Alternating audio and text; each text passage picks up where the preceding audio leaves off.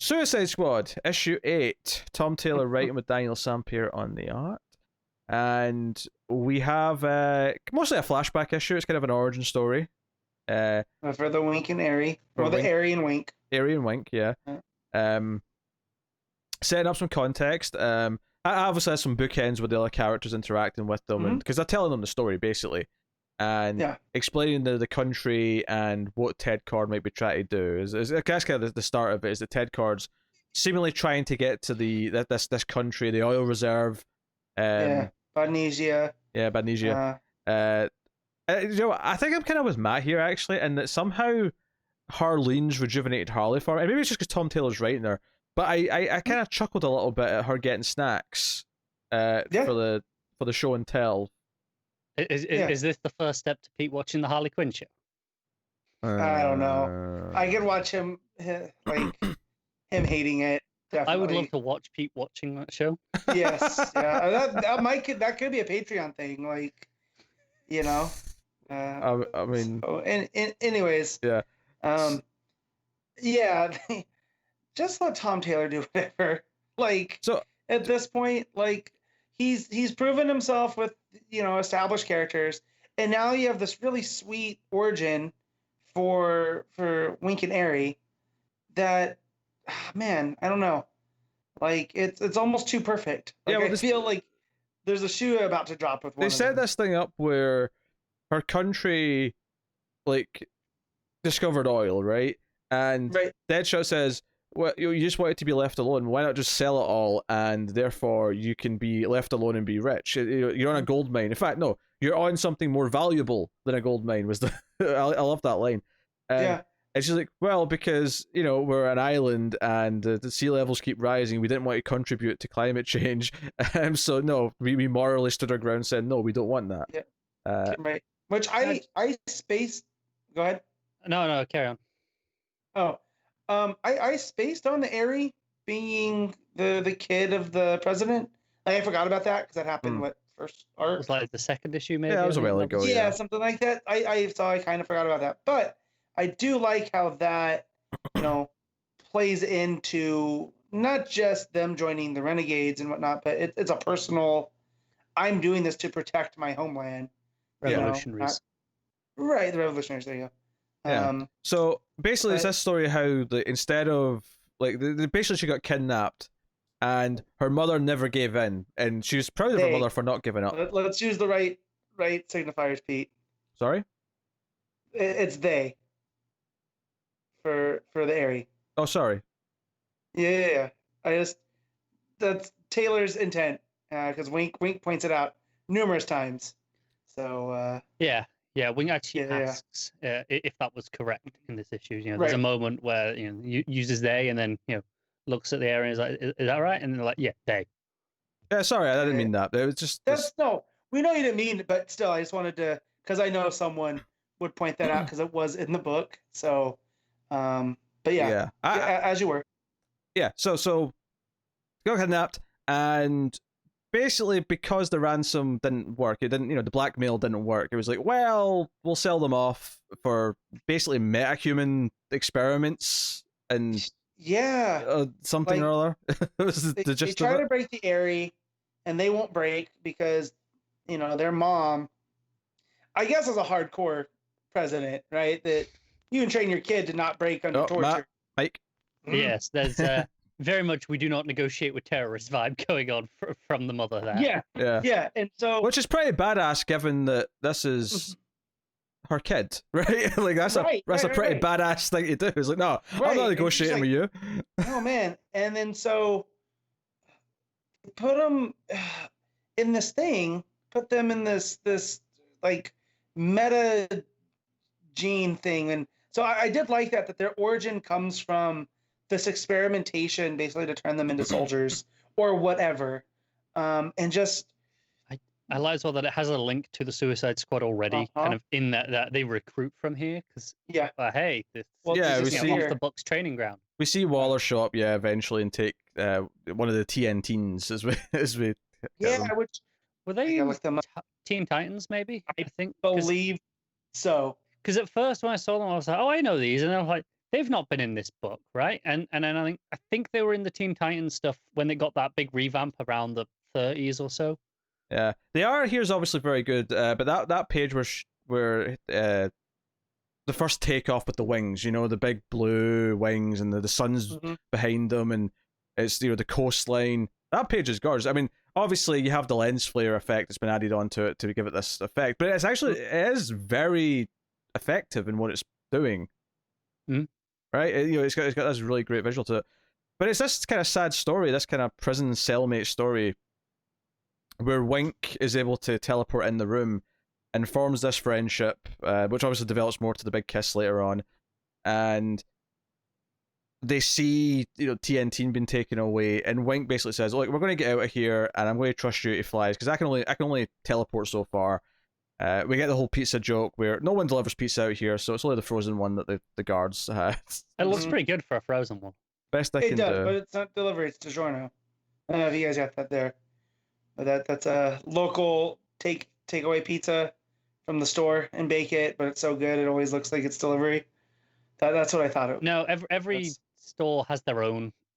So obviously they all have their own cheap frozen pizzas, but then most of them have a premium takeaway frozen pizza. Some are better than others. Okay, no, TNT was a revolutionary at the beginning. Is that one of the ones that died in the first issue? Yeah. So that's even him. That's Taylor going back. And yeah.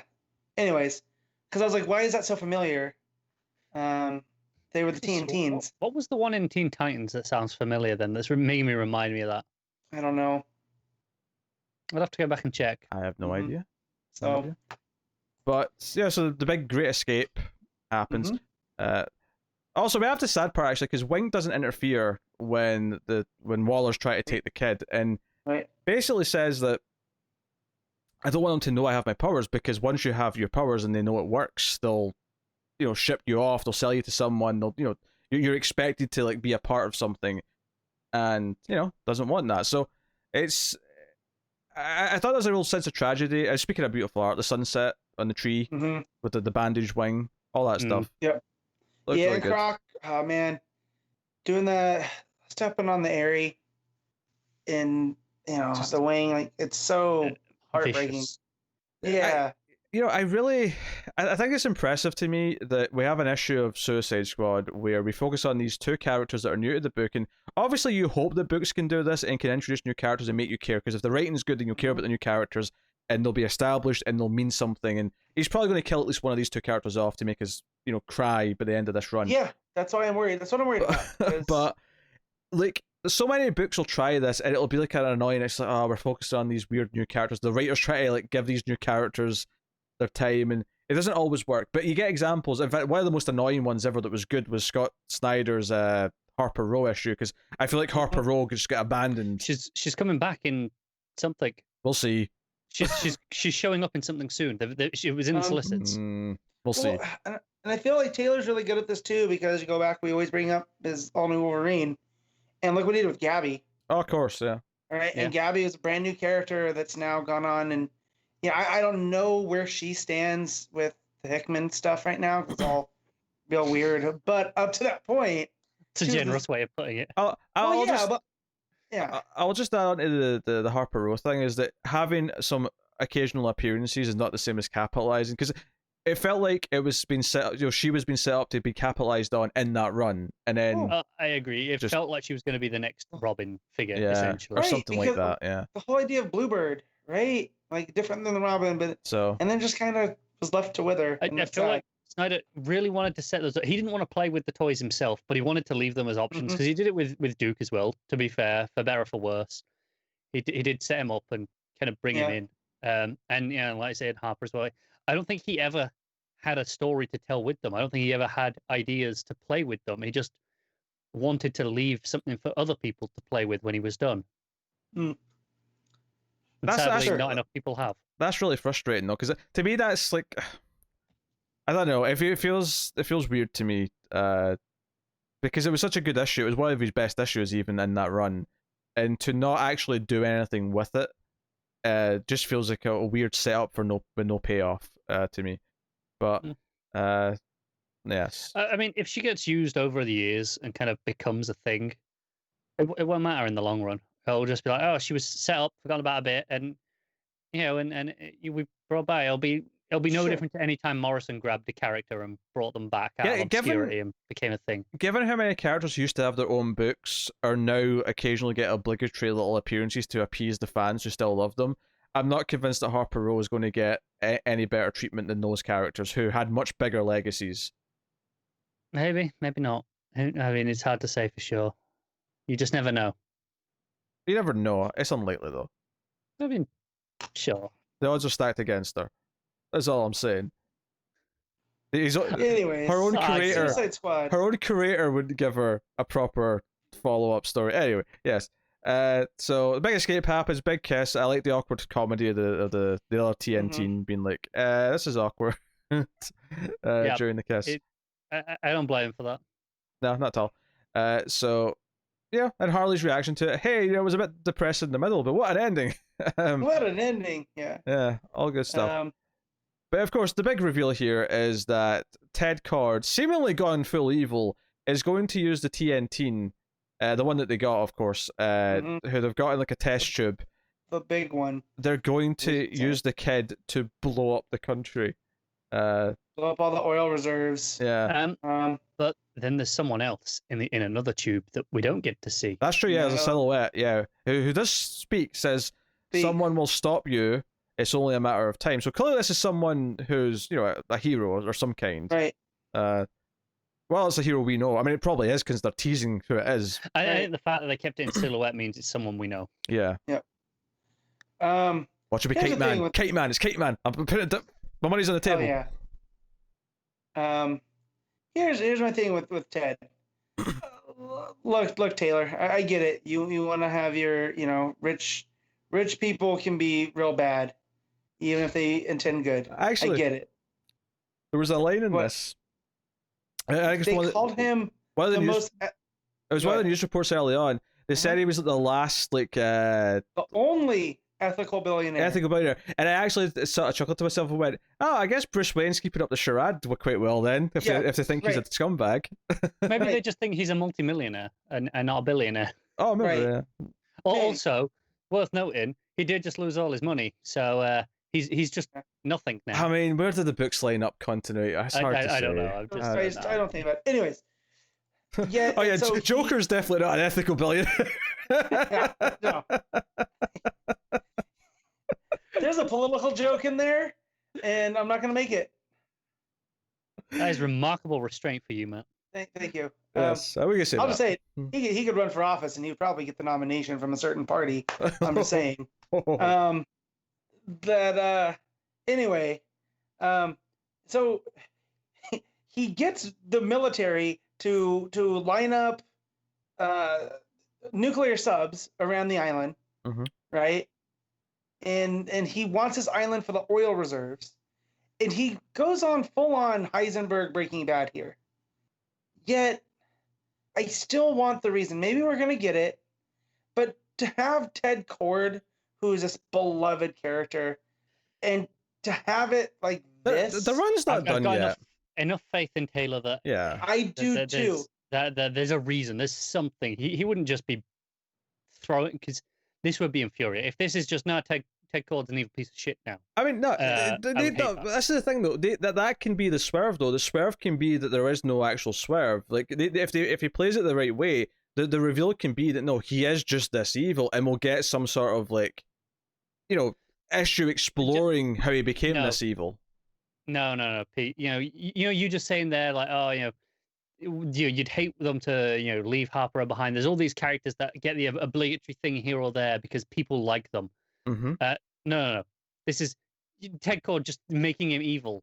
That would be like a complete character assassination. This is Booster's best friend, right? He's one of Guy Gardner's friends. He's right? spent decades on the goddamn Justice League. Right. And like when you looked at Max Lord and John's turned him for what they were doing with Infinite Crisis, it all made sense because he was always kind of like the sleazy business guy, right? And that was the cover. But Ted was almost the heart of the Justice League International. I almost want him to just be evil now, just to piss off Connor, right? That's conversation is down to me. Fair enough. I don't want to be disappointed with an issue of this book of all books. I need the Bond monologue of him going, look, and basically turning him into a Ra's al Ghul.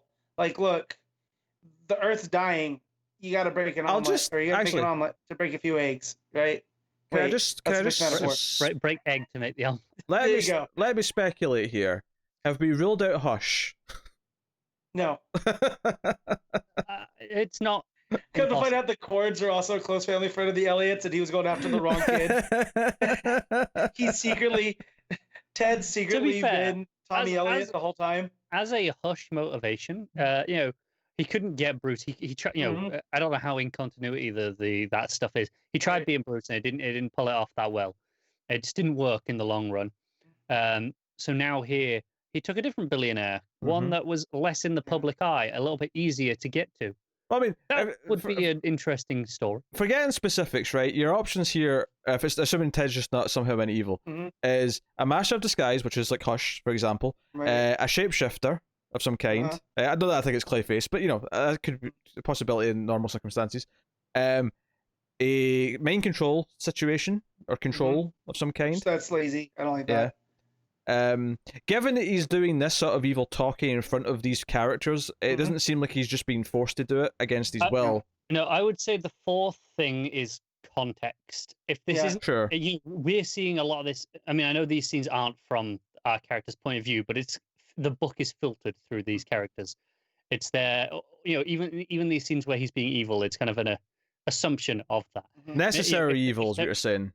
Yeah. If there's some genuine logic to what he's doing, if not just he thinks he's doing all right, the plan works. It makes sense to us as the reader that we understand what he's doing here. That's a good reason out. Yeah. Well, I think what he's doing, and this is why I'm going to give Tom Taylor a lot of credit here, is this is kind of Watchmen, but he's taking Night Owl and turning him into Ozymandias, right? He's that character that started off noble, and now he realizes, like, Ozymandias kind of at a point that I got to manipulate things. There's something there. What I mean? Honestly, because I think correct me if I'm wrong, the revolutionaries, they suspect it's about money, right? This will make them richer. If that's the reason, genuinely the reason, I will hate it. Like there is no way of excusing that I will not, barring mind control or something like that. Right. Shapeshifter or Hush. If this is Ted Cord doing this just to get richer, I will hate it. Yeah. Oh, me too. And that's why I think I have enough in him that it's about the bigger thing, because that was his whole death was about him uncovering this larger picture that no one was believing him on. Right, because they all had their hands busy doing something else, and so for Ted to come full circle now, and that he's running the same kind of thing, where it's for the greater good, ultimately, and from his point of view, this is the only ethical thing to do, then I think it's fine. But as of this issue, him just Breaking Bad and evil monologuing to TNT and Rando in the tube, man, I don't like it. So, but I think that's the point, right? Ted Cord's been dead for me since the start of Infinite Crisis, so everything they want to do with him now is very good. Just this is a pretty wonderful issue, and I don't want to diminish any of the origin story stuff. Loved it all. No, that was good. However, we didn't mention the best thing in the issue, because it comes right at the start before all of the flashback story. Mm-hmm. The name of the dog? Dog Shot. Dog Shot. Yeah.